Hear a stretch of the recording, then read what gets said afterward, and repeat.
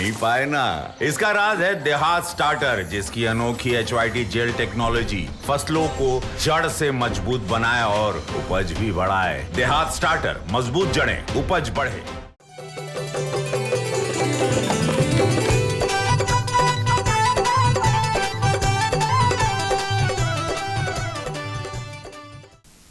नमस्कार, आप सभी का बहुत बहुत स्वागत है आपके मनपसंद कार्यक्रम कृषि दर्शन में। समय के अनुसार किए जाने वाले बदलाव और सुनियोजित तरीके से की जाने वाली मेहनत निश्चित तौर पर सुनिश्चित करती हैं हमारी सफलता।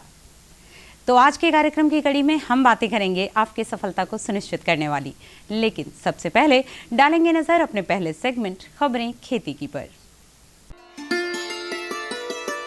नमस्कार दर्शकों, खबरें खेती की में स्वागत है आपका।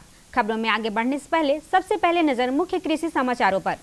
विश्व प्राणी रोजा दिवस का उद्देश्य पशुओं को सुरक्षा, बिचड़े के भरपूर विकास के लिए जैविक खाद का प्रयोग करे किसान, और किसानों के लिए बेहद फायदेमंद रोटावेटर मशीन।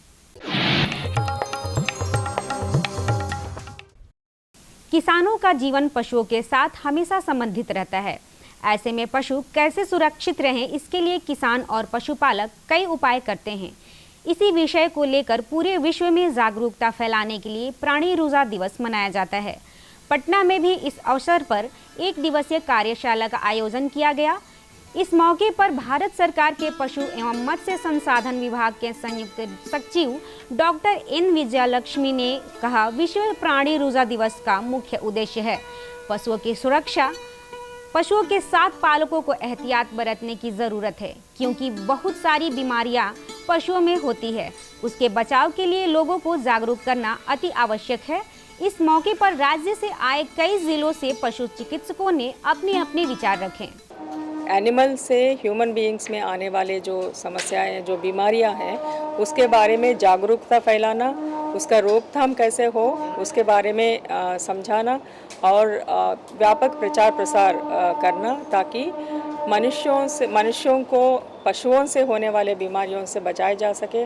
उसके साथ साथ मनुष्यों से पशुओं को होने वाले बीमारी भी कुछ होते हैं, उससे भी पशुओं को बचाया जा सके। मत्स्य पालक भाई बहन, इन दिनों मछलियों के प्रजनन हेतु बीज संचय करने का समय आ गया है। अगर आप बीज उत्पादन करना चाहते हैं तो अपने तालाबों में नर और मादा मछलियों का साइज बराबर रखना चाहिए। इसके अलावा अगर मत्स्य पालक जीरा लेकर नर्सरी तालाब बना रहे हैं तो तालाबों की साफ सफाई पर विशेष ध्यान देने की जरूरत है।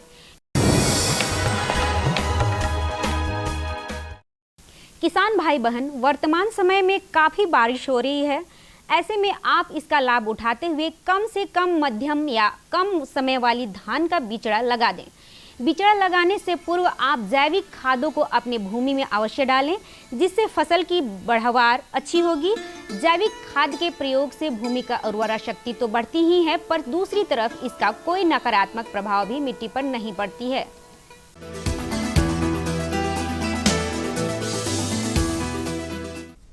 सफलता की इस कड़ी में आज हमसे जुड़ने जा रहे हैं ग्राम मरचा मिर्ची, जिला पटना के प्रगतिशील किसान शिव पंडित। इनका कहना है कि ये समयानुसार प्याज, तोरई और मिर्च की भी खेती करते हैं। साथ ही वो बताते हैं कि प्याज की खेती में प्रति बीघा 50,000 लगा है और मुनाफा 3.5 लाख से ज्यादा हो जाता है। इस खेती से हमारे पूरे परिवार का भरण पोषण होता है। आइए उनसे ही जानते हैं उनकी सफलता की कहानी। खेती प्याज के खेती करते थे, तोरई के खेती करते हैं, मिर्चाई खेती करते हैं सर। प्याज के खेती में 50,000 के बीघा लागत लगता है, बाले बच्चे खटते हैं तो सर आना तो और ज़्यादा लगता है, 70-80 तक लग जाता है बीघा में सर। कम से कम 3.5 लाख के बेचे थे सर, मिला जुला के। खाद्यान्न फसलों में सबसे प्रमुख फसल गेहूं और धान माने जाते हैं। धान की खेती के क्रम में इसके उन्नत प्रभेदों का प्रयोग आपके उत्पादन को और भी समृद्ध बना सकता है।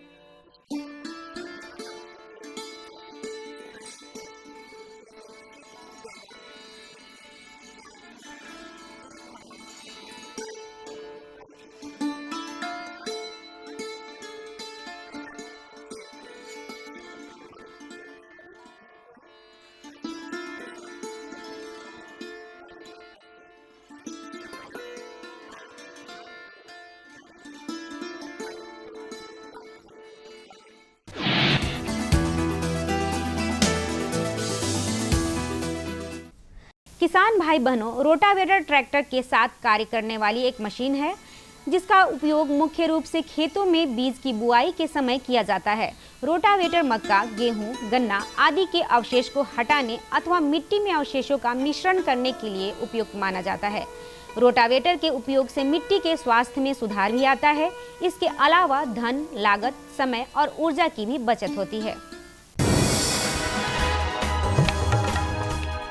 अब जानते हैं क्या है आज का मंडी भाव।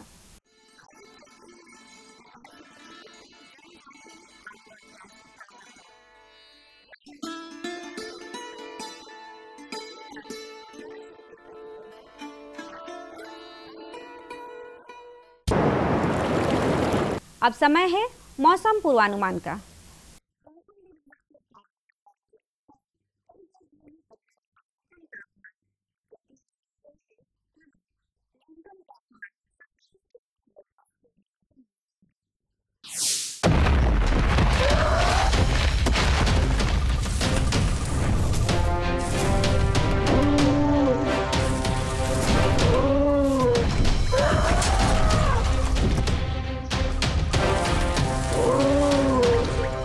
उखाड़ नहीं पाए ना। इसका राज है देहात स्टार्टर, जिसकी अनोखी HYT जेल टेक्नोलॉजी फसलों को जड़ से मजबूत बनाए और उपज भी बढ़ाए। देहात स्टार्टर, मजबूत जड़ें, उपज बढ़े।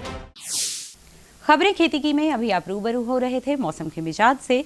जाना आपने मंडी का भाव, ली जानकारी नवीनतम तकनीकों की, उपकरणों की, और साथ ही साथ आप रूबरू हुए अपने ही एक सफल साथी के सफलता के राज से भी। अब बढ़ते हैं आगे, जहां बारी है जानकारियां लेने की। बारी है अब जानकारियां लेने की, तो आइए अब इस भेंटवार्ता के जरिए हम अपने विशेषज्ञ से बातें करते हैं बाढ़ग्रस्त क्षेत्रों में पशुओं के प्रबंधन के विषय में।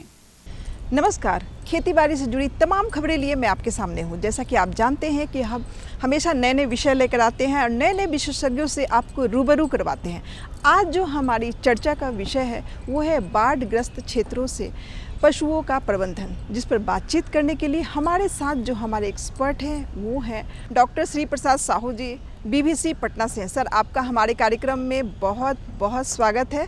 सबसे पहले आप हमारे पशुपालक भाइयों को बताइए कि बाढ़ग्रस्त क्षेत्रों में पशुओं का प्रबंधन किस तरह से कर सकते हैं। जब भी बाढ़ का आए उस समय किसान भाइयों को सबसे पहले ये ध्यान देना चाहिए कि अपने जानवरों को अपने आसपास में जो सबसे ऊंची जगह हो, ऊंची जगह पर ले जाए, वहाँ पर अपने पशुओं को रखें, है ना। वहाँ रखने के पश्चात दो चीज़ का बहुत ध्यान देना जरूरी है, क्योंकि जैसे ही बाढ़ आती है तो सारी चीज़ अस्त व्यस्त हो जाता है। लोग अपने जान बचाने में, अपने जानमाल की जो क्षति होती है उसको बचाने में व्यस्त हो जाते हैं। इसीलिए जानवरों पर ध्यान देना उतना मुश्किल हो जाता है कि वो ध्यान नहीं रख पाते हैं। इसीलिए उसको ऐसे ऊंची जगह पे सुरक्षित स्थान पर रख दे, उसके साथ चारे दाने पानी की व्यवस्था कर दे, जिससे कि आप उस पर ध्यान नहीं भी दे पाए कुछ समय के लिए तो अपने भोजन आहार वो अपना प्राप्त कर सके। सर, आपने बहुत अच्छा बताया। अब बताइए कि बाढ़ के समय पशुओं का आहार प्रबंधन किस तरह से करें, क्योंकि बाढ़ में तो बहुत परेशानी का सामना करना पड़ता है हमारे पशुपालक भाइयों को, तो इसमें देख रेख कैसे करें। जैसे ही बाढ़ आती है तो खेत खलिहान, फसल, चारागाह सभी डूब जाते हैं। उसके परिणाम स्वरूप पशुओं को खाने के लिए कुछ नहीं मिलता है। उस अवस्था में हमको किसान भाइयों को ध्यान रखना चाहिए कि जब भी कि बाढ़ आती है उससे पहले उसकी प्लानिंग कर लेना चाहिए, क्योंकि उस समय क्या होता है, जैसे बाढ़ आती है जो भी चारे जमा किए हुए रहते हैं गोदाम में या दाने जमा किए हुए रहते हैं, क्या होता है, भीग जाता है। जैसे ही भीग जाता है तो वो सड़ जाता है या उसमें फफूंदी उफंदी लग जाते हैं, जिससे कि वो पशु के खाने लायक नहीं रह जाते हैं। फिर भी यदि पशु उसे खा लेते हैं तो वो बीमार पड़ जाते हैं। तो इस सब से बचने के लिए सबसे पहले किसानों को ये ध्यान रखना चाहिए कि बाढ़ आने का सीजन हो गया है, इसलिए जो भी ऊँची जगह हो, जैसे कि आपका रोड हो गया या बांध हो गया, जो गांव के आसपास की सभी ज़मीन से ऊंची जगह हो जहां की बाढ़ का पानी नहीं पहुंच पाए, वहां पर उसको जमा कर लेना चाहिए। और सबसे बड़ी बात क्या आती है, जैसे कि जानवर बहुत स्ट्रेस से, बहुत तनाव में आ जाता है। जैसे ही बहुत तनाव में आता है तो क्या हो जाता है, उसके शरीर की जो है इम्यूनिटी जो है, प्रतिरोधक क्षमता कम हो जाती है। और जब जानवर का शरीर कमज़ोर हो जाता है, दूध देने वाला जानवर है, उसको चारा पानी नहीं मिल रहा है तो क्या होता है, वो दूध नहीं पाता, या किसानों को टाइम नहीं मिल पाया कि वो समय से उसकी दुहाई कर पाए, तो उसको थैला होने का चांस बहुत ज़्यादा होता है। तो इसीलिए सबसे पहले कोशिश करना चाहिए कि जब बाढ़ आती है तो मौसम भी थोड़ा ठंडा हो जाता है। मौसम ठंडा होता है, शरीर के तापमान को भी मेंटेन करना ज़रूरी हो जाता है। और उस समय किसानों को चाहिए कि जो भी उसके सूखे चारे हो, जो पानी में भींगा हुआ नहीं हो, वो उसको देना चाहिए। सर आपने बहुत अच्छा बताया। अब ये बताइए कि बाढ़ के समय पशुओं में कौन कौन सी बीमारी होने का खतरा रहता है?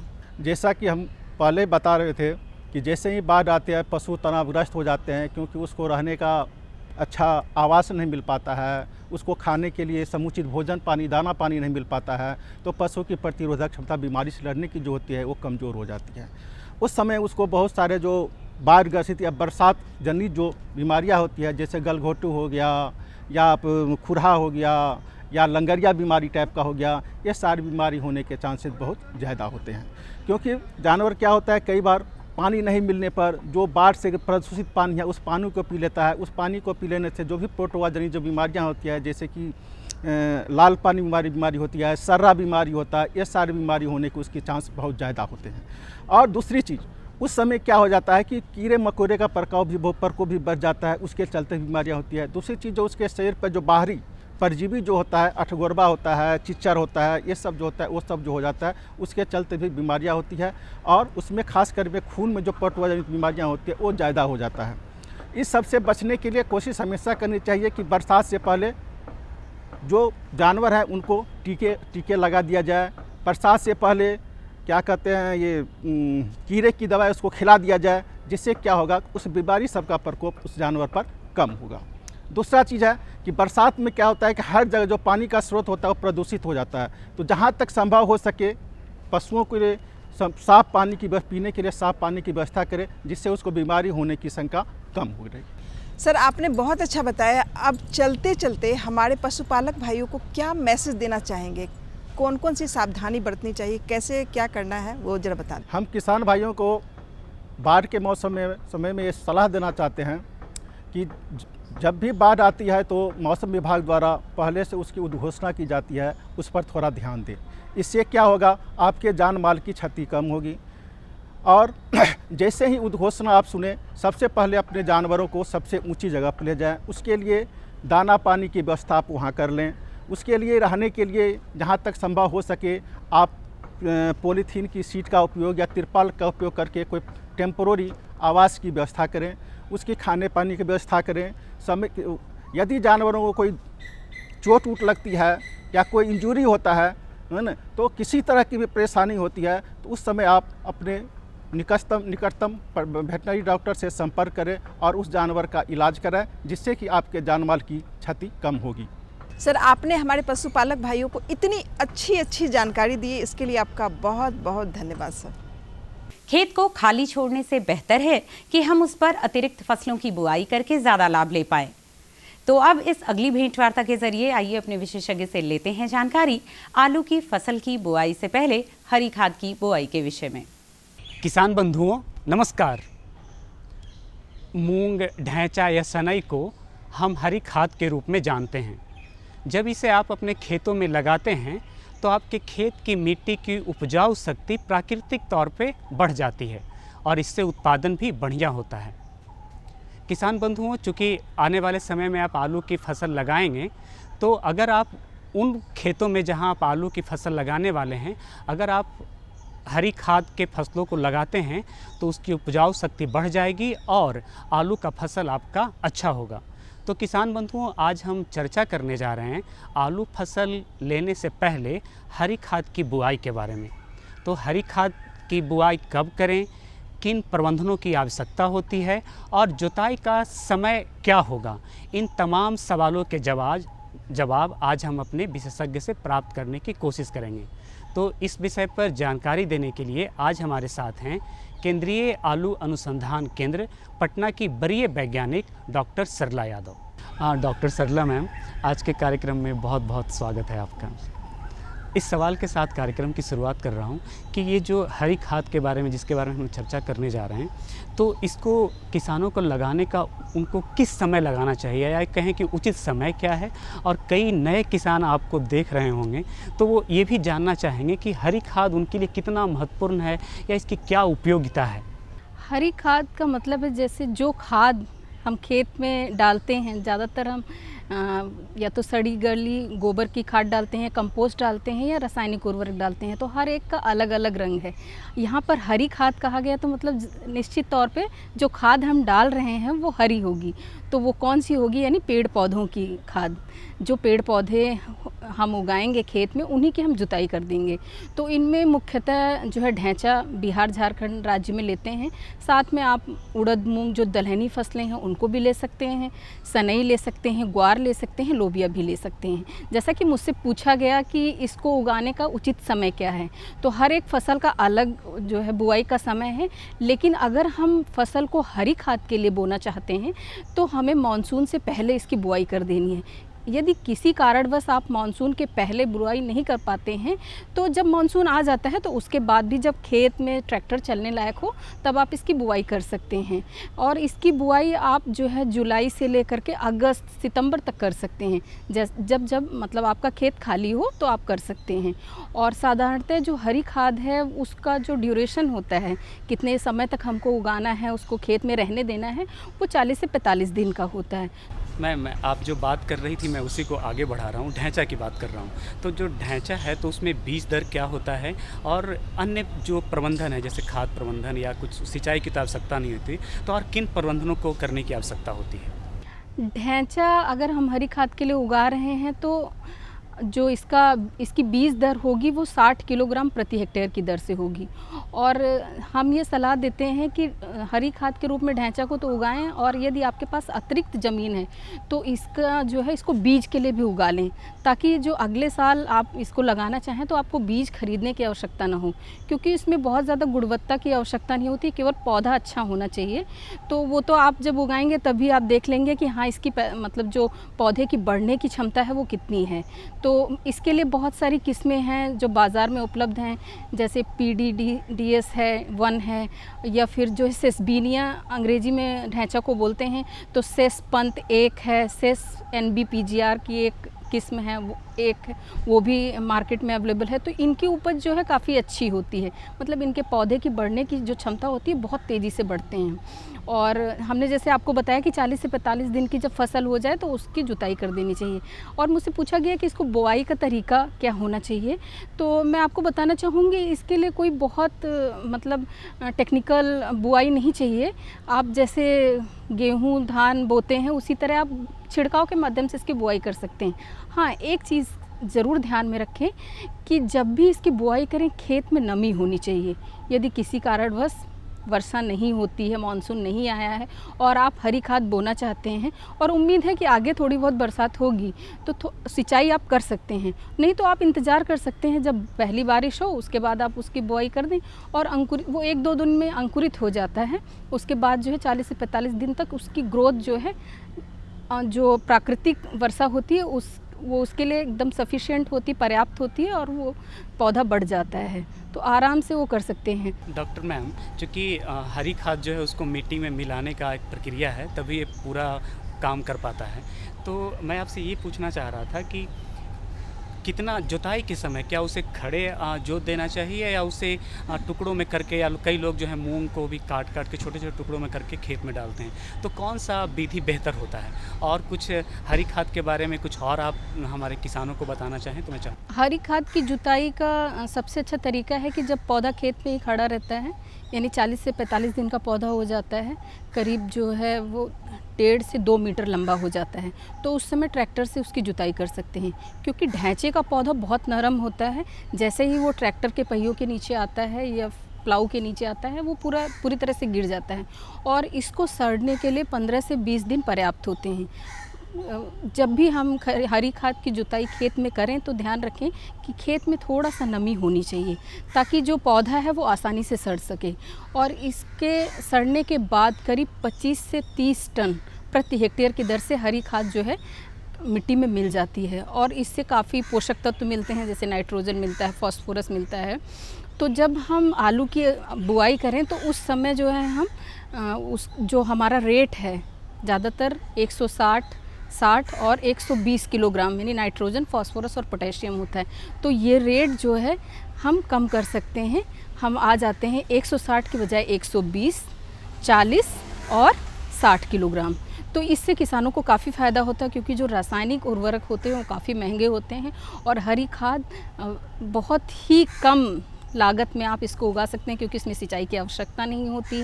मैम, जैसा कि आपने कहा कि हरी खाद जो है वो एक रासायनिक खाद का विकल्प है, कार्यक्रम में आई हर बिंदु पे आपने किसानों को जानकारी दी, इसके लिए बहुत बहुत धन्यवाद।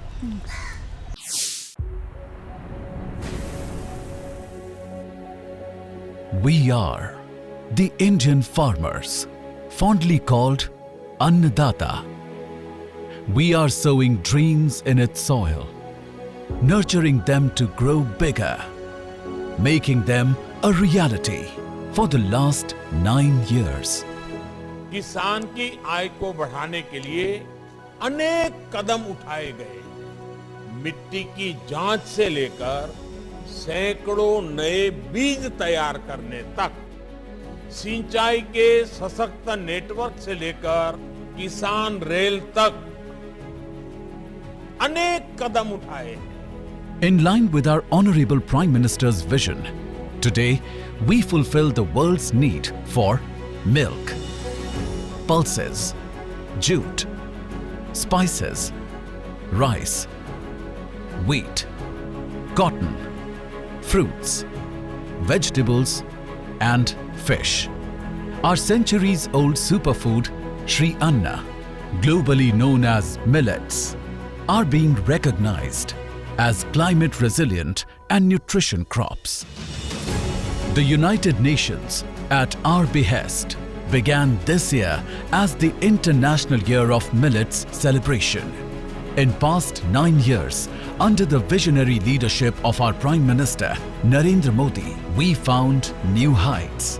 Our identity found new dimensions, ensuring not only food security but also nutrition security for the world. The Prime Minister Farmers Income Support Scheme caters to our smallest needs.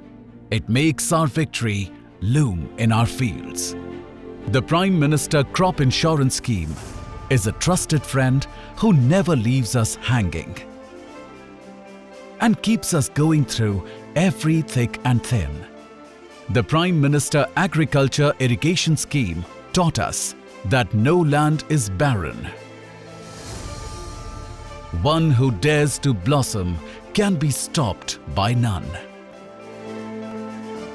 The Soil Health Cards analyzes our soil, so we sow what's beneficial and reap without much toil. Electronic National Agriculture Market, that is e-NAM, takes our produce beyond boundaries. The farmer's train puts it in new homes, in newer geographies.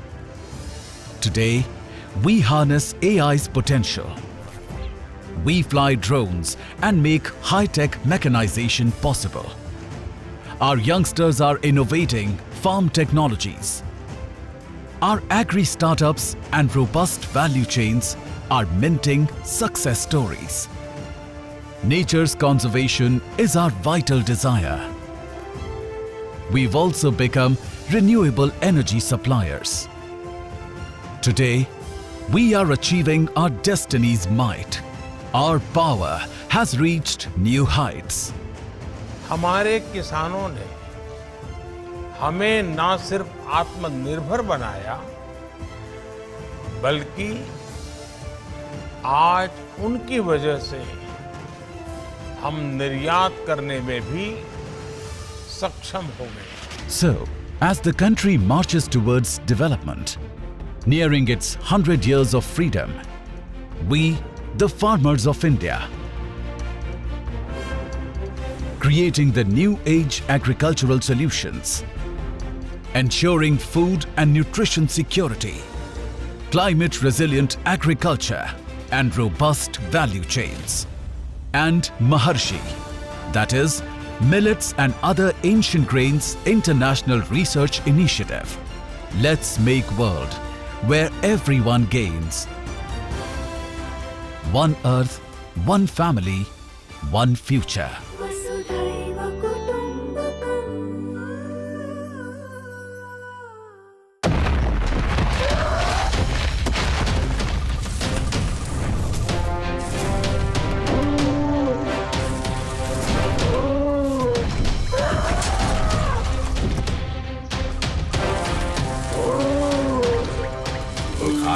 पाए ना। इसका राज है देहात starter, जिसकी अनोखी HYT jail technology फसलों को जड़ से मजबूत बनाए और उपज भी बढ़ाए। देहात स्टार्टर, मजबूत जड़ें, उपज बढ़े। कुछ और नए विषय, नए विशेषज्ञों को लेकर होंगे फिर आपसे रूबरू कार्यक्रम की अगली कड़ी में। तब तक मेहनत करते रहिए, सफलता पाते रहिए और अपनी सफलता की कहानी हम तक पहुंचाते रहिए। होगी आपसे फिर मुलाकात। तब तक के लिए रखिए अपना और अपनों का ख्याल। नमस्कार।